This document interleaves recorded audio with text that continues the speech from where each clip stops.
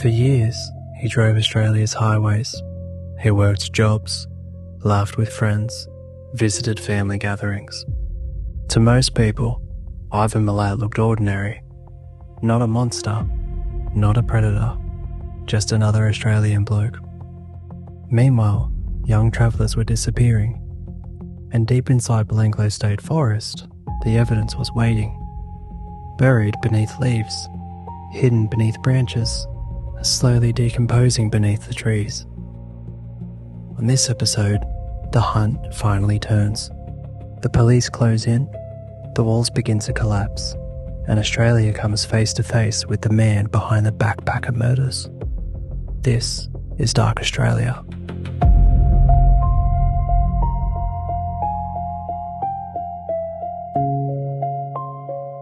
By 1994, the investigation had become enormous. Years of disappearances, multiple murder victims, international media attention, political pressure, and detectives desperately trying to identify a killer who had somehow managed to remain invisible. The breakthrough wasn't forensic. It wasn't a lucky fingerprint. It wasn't hidden DNA. It was a survivor, Paul Onions, the British backpacker who had escaped Ivan Milat 4 years earlier. When investigators revisited his statement, they discovered something extraordinary. His account fit almost perfectly with emerging evidence. The vehicle, the route, the behaviour, the weapons, the sudden personality shift, and most importantly, he could identify the man responsible, Ivan Milat.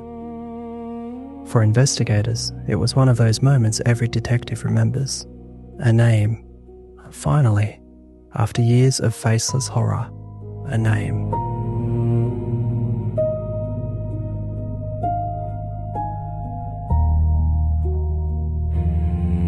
But a witness alone wasn't enough. They needed evidence, physical evidence, something capable of surviving court, something capable of linking Milat directly to murdered backpackers. So detectives began examining every aspect of his life. His vehicles, travel history, firearms, employment records, his associates, and what they found increasingly disturbed them, because the more they looked, the more Milat seemed to fit. By this stage, investigators already believed something important. Belanglo wasn't random. The body locations weren't random.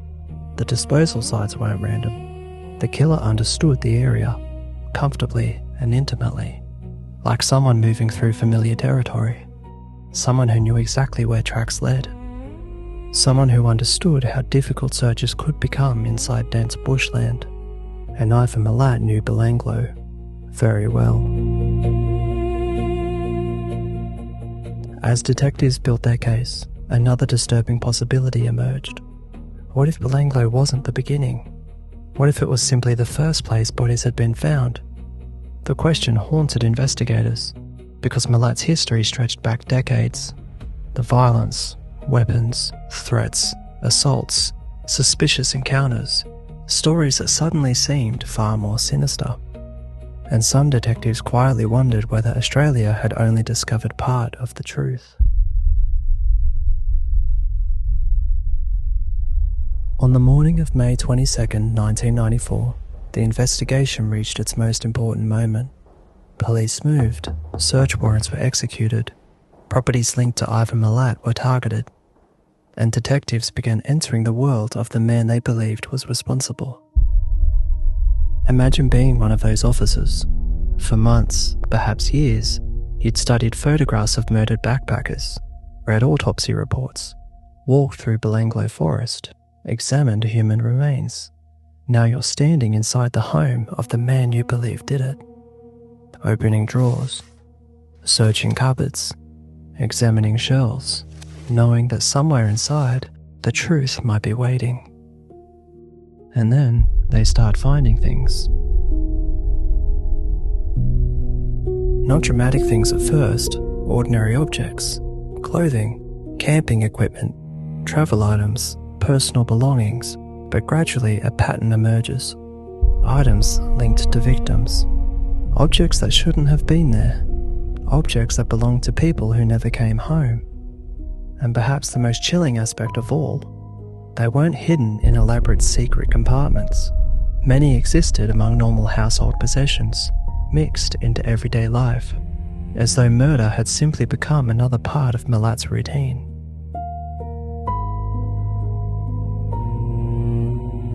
To detectives, this was psychologically revealing, because many serial offenders keep trophies, objects connected to crimes, not for practical reasons, for emotional reasons. The item becomes a memory trigger, a way of revisiting the experience, the fear, the power, the control, every time the offender sees it. And investigators increasingly believed that was exactly what they were looking at. The discoveries continued: firearms, ammunition, equipment, items linked to backpackers. Evidence accumulated rapidly, and the picture became impossible to ignore. The walls were closing in.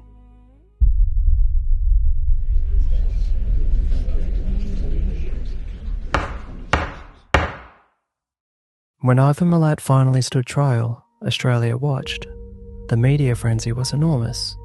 Newspapers ran daily coverage. Television news led with developments.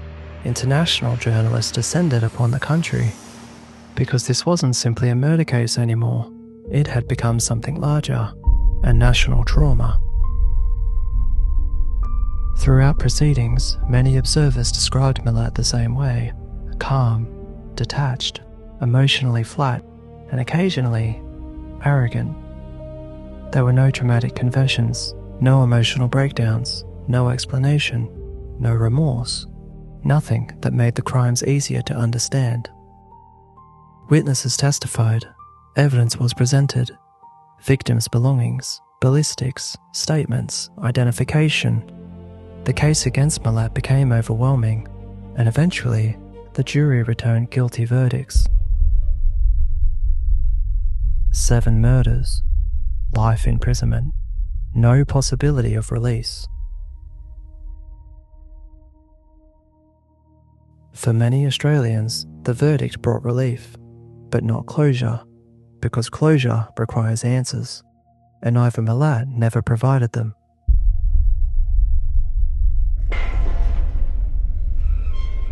Prison did not transform Ivan Milat.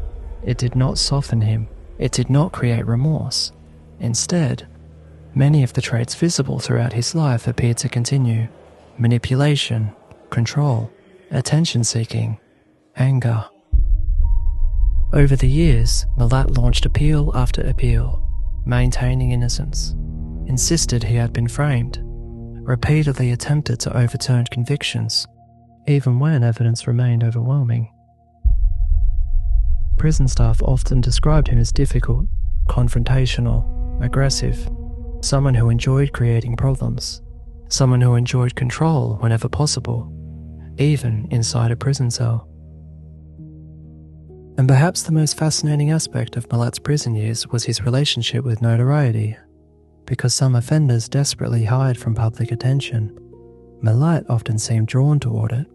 Interviews, media interest, public fascination, the myth surrounding his name. Many criminologists believe notoriety itself became rewarding, a continuation of control, a continuation of power. Even after conviction, one question refused to disappear: were there more victims? Officially, 7 murders, but many investigators remained unconvinced that represented the full story, because serial killers rarely emerge fully formed. They evolve, experiment, escalate, and Milat's history stretches far beyond Belanglo. There were earlier allegations, earlier violent incidents, earlier encounters, earlier disappearances. And while evidence was often insufficient to prove responsibility, the suspicion remained, lurking in the background, a shadow behind the official narrative.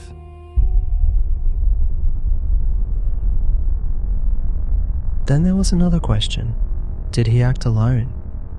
For decades, people have debated it. Family members, associates, possible accomplices. people who may have known more than they admitted. No definitive answers emerged, but the debate continues today. The backpacker murders changed Australia, not politically, psychologically. Before Milat, hitchhiking felt ordinary, backpacking felt carefree, Australia felt safe. After Belanglo, something shifted. International media coverage transformed perception. Suddenly, Australia wasn't just beaches and sunshine, it was isolation, distance, vast empty spaces, dark roads, and hidden danger.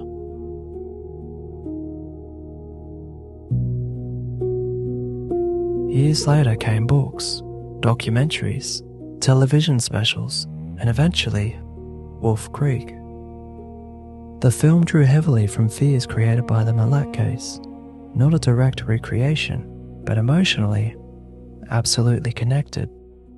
The idea that somewhere in the Australian wilderness a predator could be waiting, that fear became embedded in global culture, and even today, many international visitors first hear about Ivan Milat before they hear about Belanglo itself.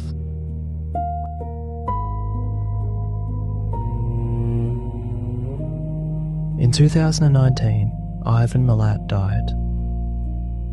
74 years old, still imprisoned, still maintaining innocence, still refusing responsibility, still providing no meaningful answers. No confession came, no revelation, no final explanation, just silence, and perhaps that is fitting, because throughout the entire case, the most important answers never came from Ivan Milat. They came from victims, investigators, evidence, survivors, people who fought to uncover the truth.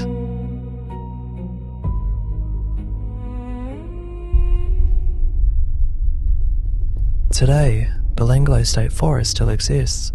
People drive past it every day. Trucks, tourists, families, commuters. Most continue on without stopping. The trees remain, the tracks remain, the silence remains. And somewhere along those kilometres of bushland, history lingers. Not because of ghosts, not because of legends, but because real people died there. Young travellers, far from home, trusting the wrong stranger. Ivan Milat is gone, but Belanglo remains. A reminder that evil doesn't always look extraordinary. Sometimes it wears work boots, drives a ute, smiles politely, and waits until nobody else is around.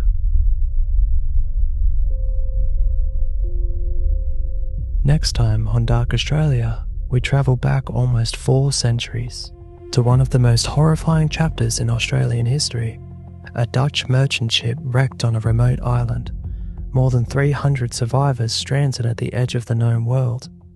What followed wasn't a fight against the ocean, it was a descent into madness, murder, torture, betrayal, and one of the bloodiest mutinies ever recorded. The story of Batavia, a true nightmare that unfolded long before Australia officially existed. Until then, keep the lights on, because Australia feels very different after dark.